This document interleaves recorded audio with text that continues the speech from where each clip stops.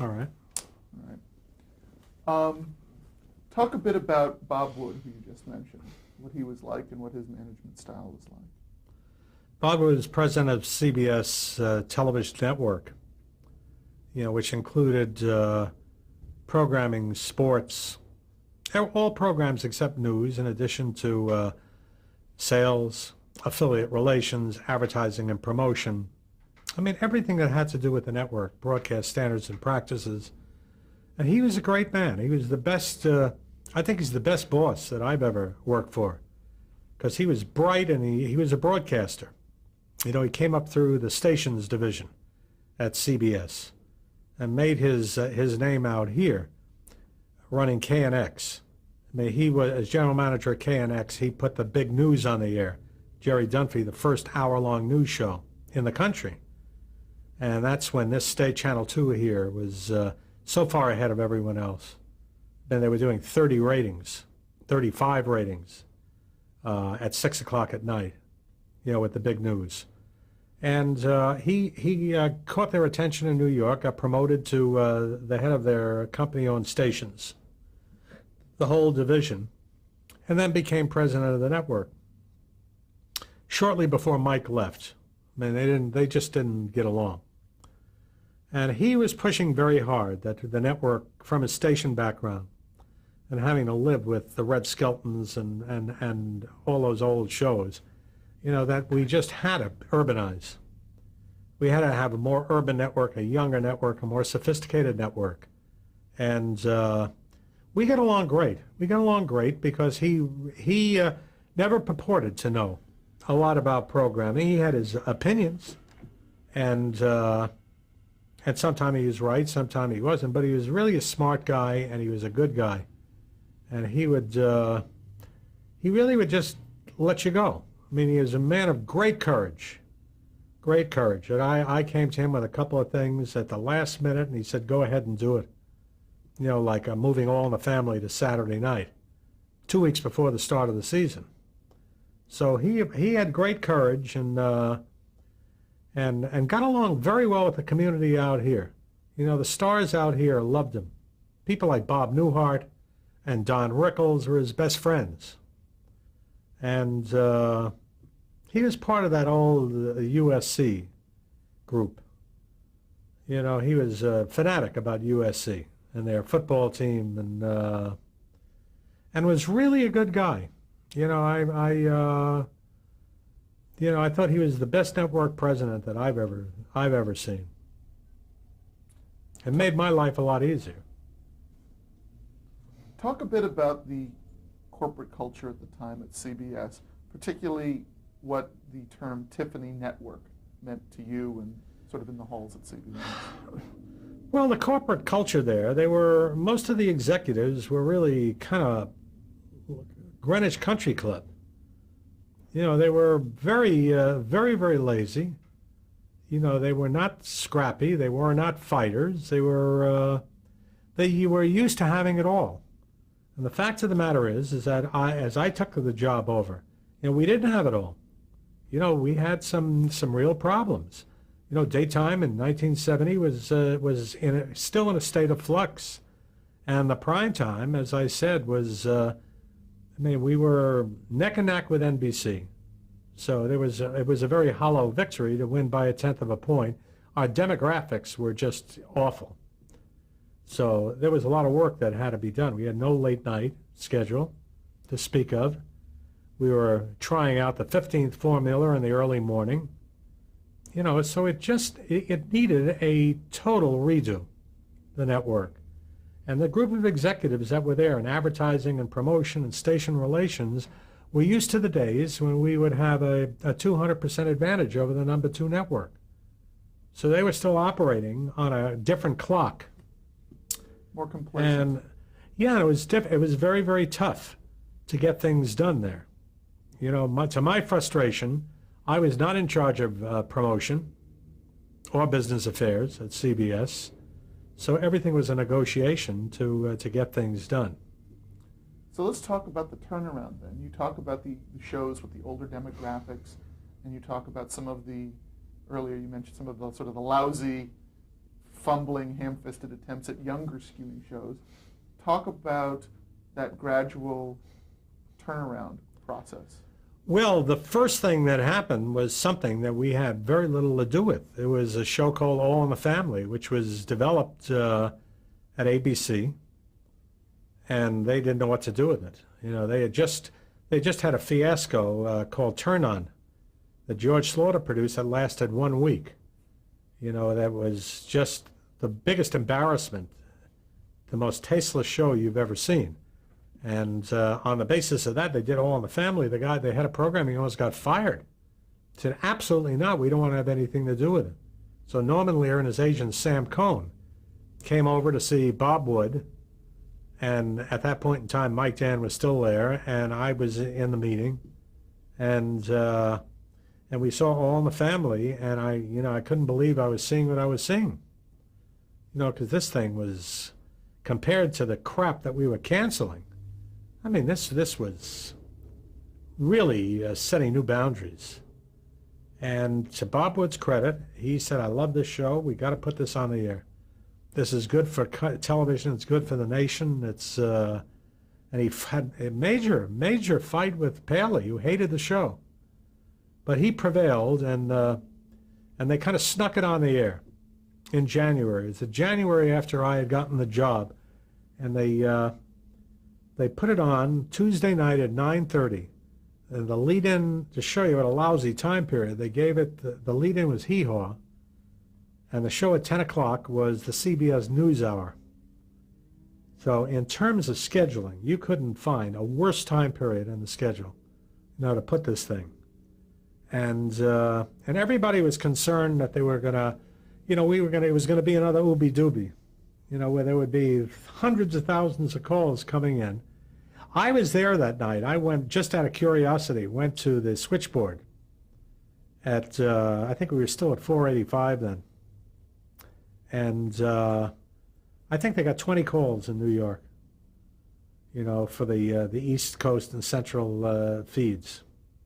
20 calls, which is nothing. And, it was kind of a tempest in a teapot. It opened with moderate ratings. In those days, I think it had a 28 share, which in those days was really marginal.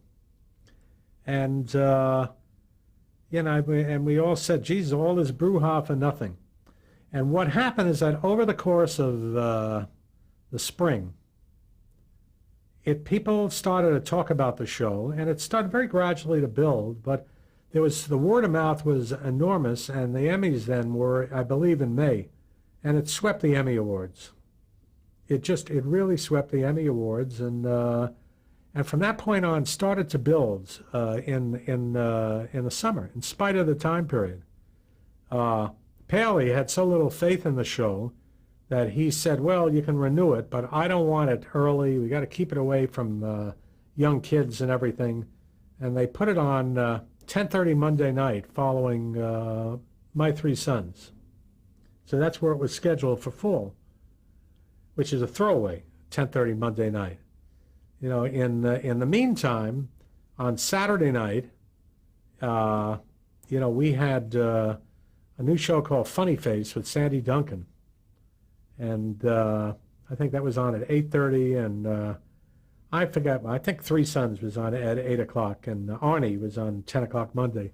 But at any rate, it's Saturday night looked really bleak. You had My Three Sons, which was 85 years old, and Sandy Duncan, which was the show is really a dog.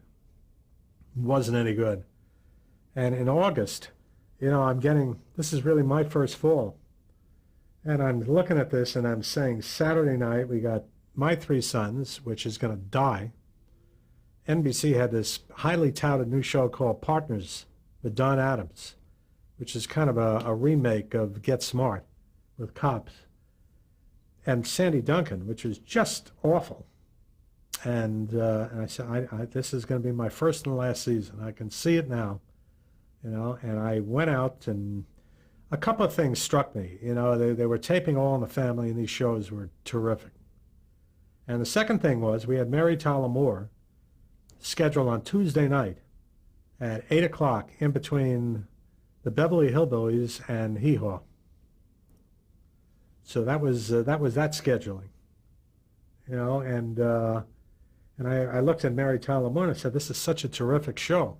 We got this sitting in the middle of all these shit kicker shows, and I called him up, and it was a couple of weeks before the start of the season. I said, Bob, you know, we really are, we have some resources. We got to deploy them in a better way. And I'm just, please listen. I think that All in the Family can be a major hit for us. Let's get it out of that time period. Put it at the beginning of Saturday.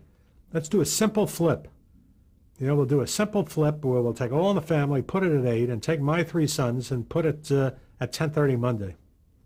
It's the last year anyway.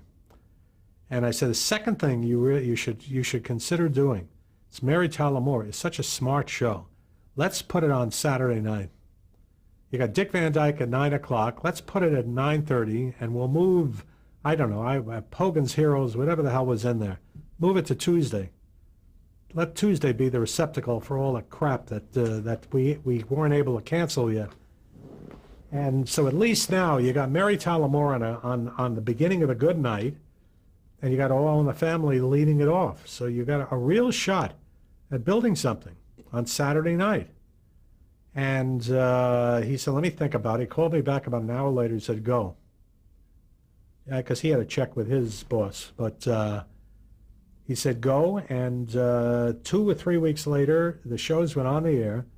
And All in the Family I called the research department. And then you got New York, Chicago, and Los Angeles. And I said, what are the shares? He said, New York, 80.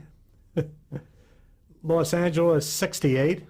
Chicago, 72, you know, and I said, well, now, we were partying last night. What's going on here? You know, why are you doing this to me? And those were the shares. I mean, it just exploded. The Funny Face with Sandy Duncan, which was really it wasn't a very good show, opened with a 55 share, you know, off of All in the Family, 65 in the National. So, and Mary Tyler Moore did very well too at 9:30. Did in the high 30s. So these were your first building So this blocks. was this was the beginning. These were the first building blocks. There was nothing else out of that season that was salvageable. A bunch of junk, but we had All in the Family thanks to ABC, and the beginning. And from there, you know, the two key shows in the development of CBS over the next several years were All in the Family and Mary Tyler Moore, and the people involved. Because, you know, Mary Tyler Moore, that company gave us Bob Newhart, gave us Rhoda, Norman Lear, God bless him. You know, we did a series of spin-offs. We did Maude, Good Times, Jeffersons, One Day at a Time. And these shows were scheduled throughout the schedule. So these two producers, and then you add a couple of other shows like MASH, Sonny and Cher, Kojak, The Waltons. We're going to get to all of these individually. Yeah, but in a matter of about 2.5, 3 seasons, you know, we were doing a 22 rating in prime time. You know, and our next competitor was doing a 17.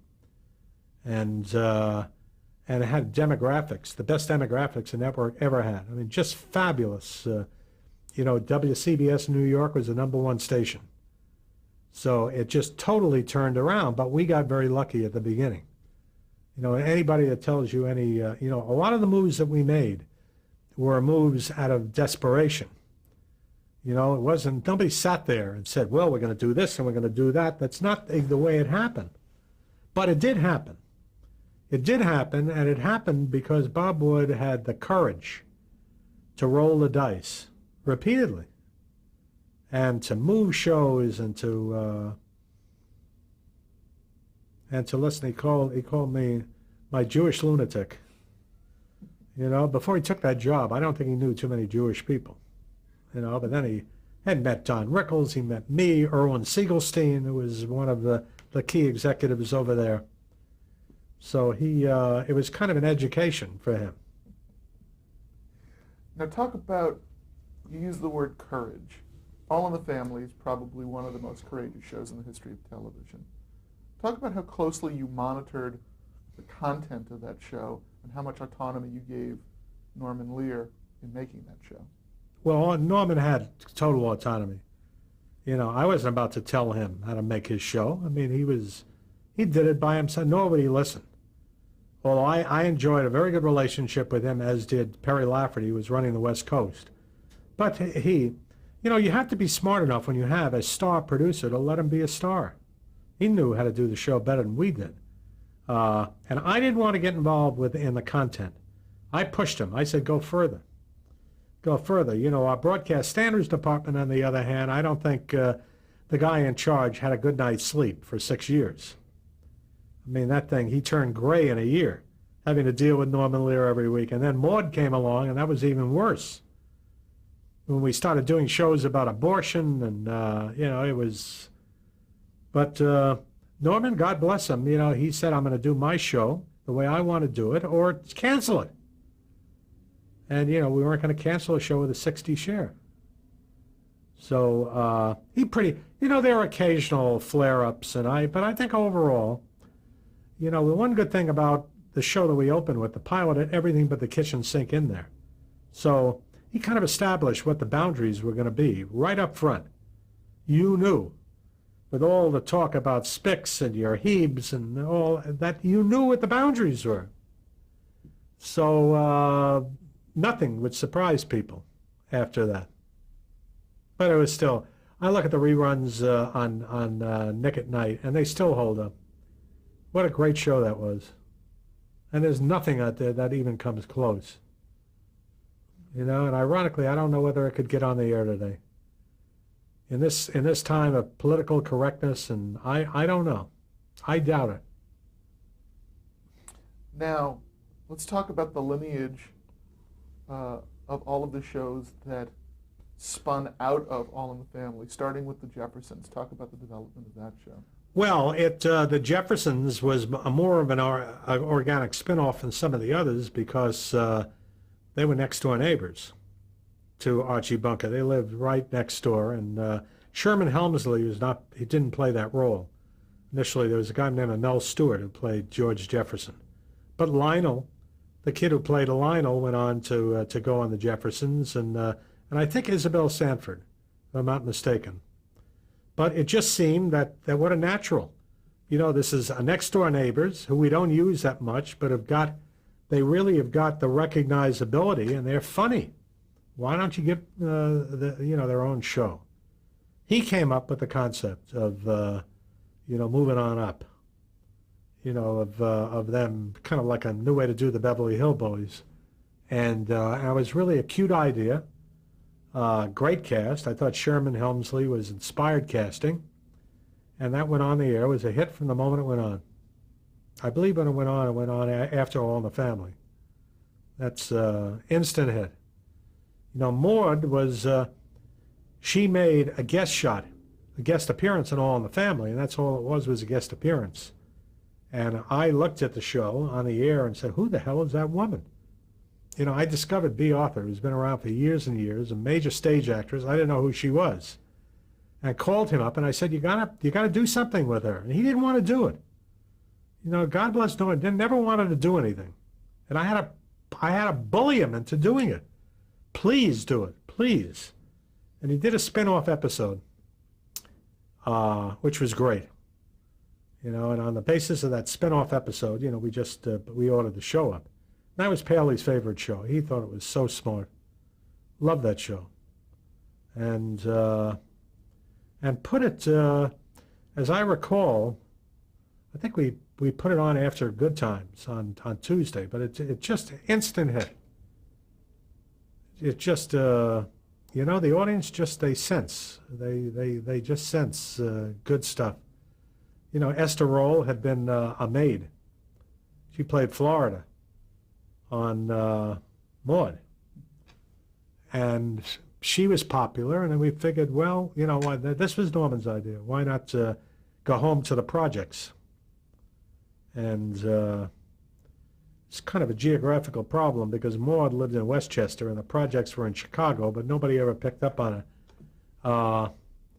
And he put together a great cast with John Amos and, of course, Jimmy Walker, who stole the show. And that was an immediate hit. That went opposite Happy Days, as I recall. and just knocked the hell out of it. One Day at a Time wasn't a spin-off. It was just he had an idea to do this show, and we ended up doing about 2 pilots on that. The first pilot didn't work. It just was, the Mackenzie Phillips was just so strident. And I don't think Valerie Bertinelli was in the first pilot. The second one was really good, and that went on and was on for years on Sunday night. And I think that covered all the Norman Lear shows.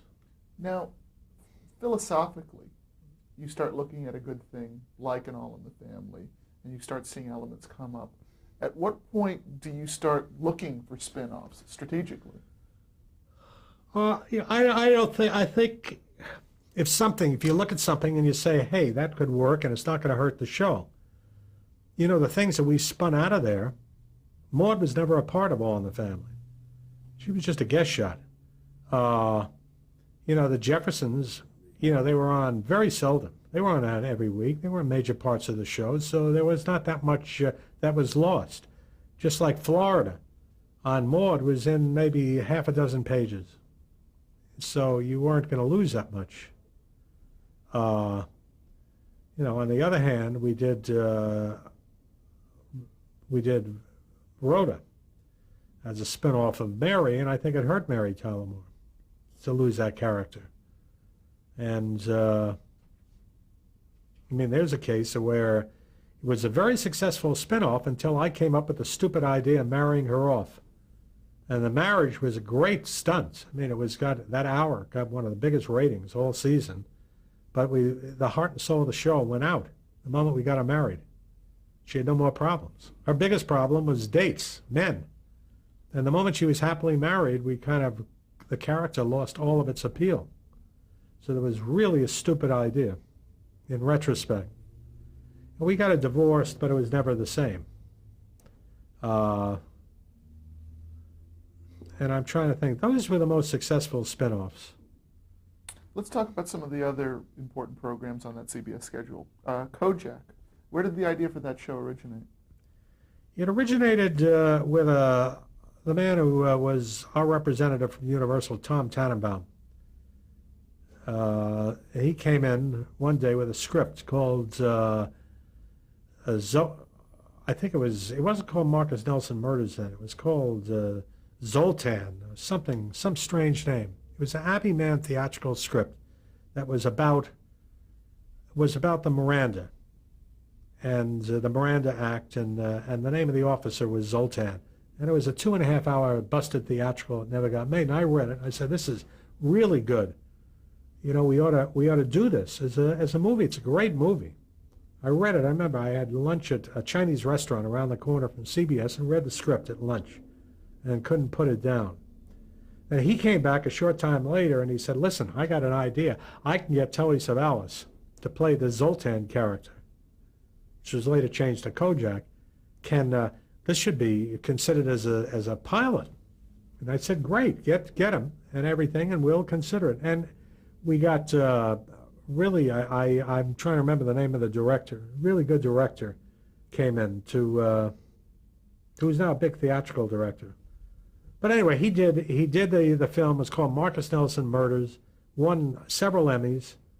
Abbey Mann was at that point in time a monumental television writer. He wrote Judgment in Nuremberg, and big hit. And Paley fell in love with it, and we ordered the series up and put it in our schedule.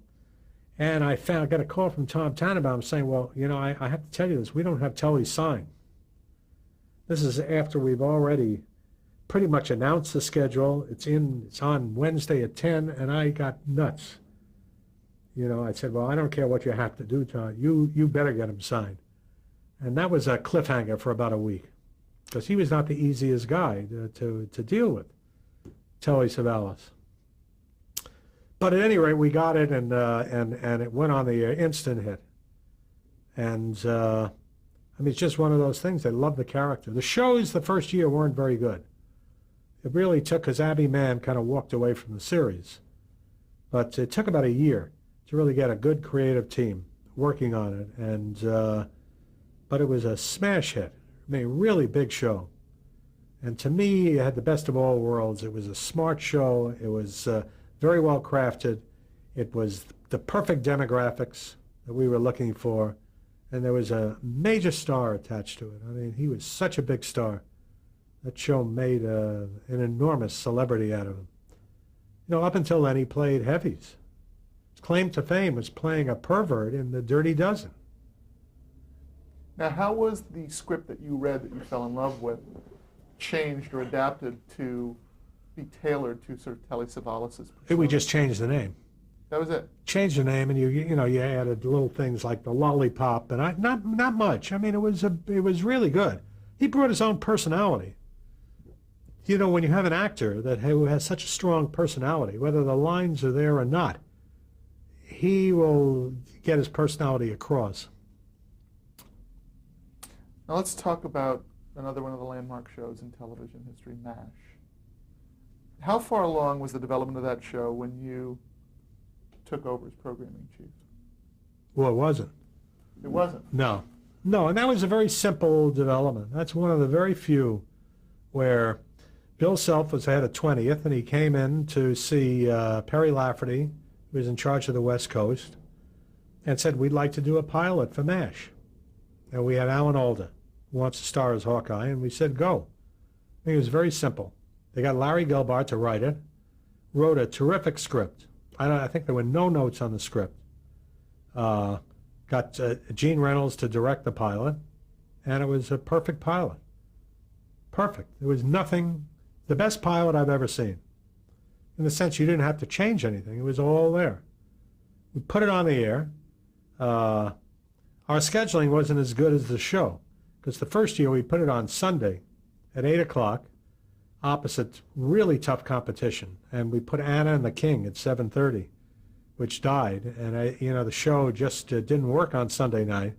But in spite of the ratings, I mean, everybody had started winning awards, and everybody was so high on it that we picked the show up and moved it to 8:30 Saturday following All in the Family the second year. And immediately was the #2 show.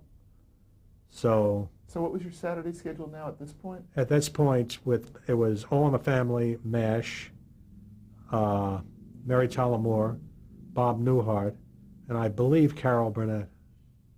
Probably the best night of programming ever. Yeah, it was really good. Now, the following year, MASH was so strong. We had the Jeffersons. We moved the Jeffersons into that spot, and MASH moved to Tuesday because we needed a really strong show to anchor Tuesday. So that's why I say Bob Wood was a lot of presidents would have said, "Are you crazy? You're not going to. I don't want to move that." So he had great courage. But that's how we got so strong, because knowing how to get most advantage out of these great shows. Now all of a sudden on Tuesday night you have MASH and Maude as a combination, and just knock the hell out of ABC with their comedies. You need to change tapes again? Oh, that went fast.